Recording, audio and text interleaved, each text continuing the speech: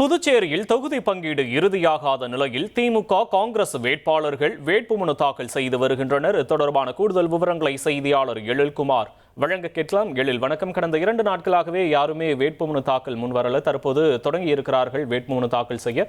தொடர்பான விவரங்களை பதிவு பண்ணலாம். நீங்க புதுச்சேரி சட்டமன்ற தேர்தலுக்கான வேட்புமனு தாக்கல் கடந்த 16ஆம் தேதி தொடங்கி நடைபெற்று வருகிறது.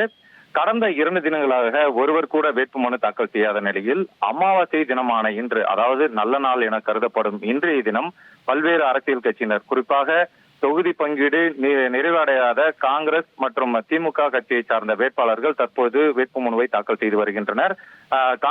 காங்கிரஸ் கட்சி சார்பில் மணவெளி தொகுதியில் வேட்பாளர் அனந்தராமன் 12 மணி அளவில் வேட்புமனுவை தாக்கல் செய்ய உள்ளார். அதே போல் தற்பொழுது திமுக இளைஞரணி அமைப்பாளரான சம்பத் அவர்கள் தற்பொழுது வேட்புமனுவை தாக்கல் செய்து வருகிறார். இதே போல் LJK லட்சிய ஜனநாயக கட்சி சார்பில் அமைச்சராக உள்ள ஜான்குமார், அவரது மனைவி மற்றும் மகன் ஆகியோர் வேட்புமனுவை தாக்கல் செய்து வருகின்றனர். குறிப்பாக அமைச்சர் ஜான்குமாரின் மனைவி நெல்லித்தோப்பு தொகுதியிலும், அமைச்சர் ஜான்குமாரின் மகன் பாகூர் தொகுதியிலும் போட்டியிடுவதற்கான வேட்புமனுவை தற்பொழுது RO-விடம் தாக்கல் செய்து வருகின்றனர். இருந்த போதிலும் NR காங்கிரஸ் மற்றும் பாஜக இடையே தொடர்ச்சியாக தொகுதி பங்கீடு இழுபறி நீடித்து வரும் நிலையில் இன்று மாலை அல்லது நாளை இறுதி செய்யப்படும் என தெரிகிறது.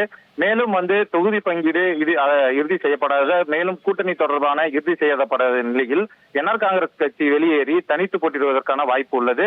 மேலும் நாளைய தினம் அல்லது இன்று மாலை பாஜக வேட்பாளர் பட்டியல் வெளியிடுவதற்கான வாய்ப்புகள் உள்ளது. இதே போல் காங்கிரஸ் கட்சி சார்பில் மேலிட பொறுப்பாளர் கிரீஷ் சோடங்கர், மாநில காங்கிரஸ் கட்சி தலைவர் வைத்திலிங்கம், காங்கிரஸ் கட்சி சட்டமன்ற தலைவர் வைத்தியநாதன் உள்ளிட்டோர் டெல்லி சென்றுள்ளனர். அவர்களும் காங்கிரஸ் கட்சி வேட்பாளர்களை இறுதி செய்வதற்காக டெல்லி செல்கின்றது குறிப்பிடத்தக்கது. உங்களுடைய விவரங்களுக்கு நன்றி எழில்குமார். இனி செல்லும் இடமெல்லாம் செய்தி. தந்தை டிவியின் வாட்ஸ்அப் சேனலை ஃபாலோ பண்ணினா செல்ல இருக்கும் இடமெல்லாம் செய்தி. இதோ QR கோட், இப்பவே ஸ்கேன் பண்ணுங்க, ஃபாலோ பண்ணுங்க.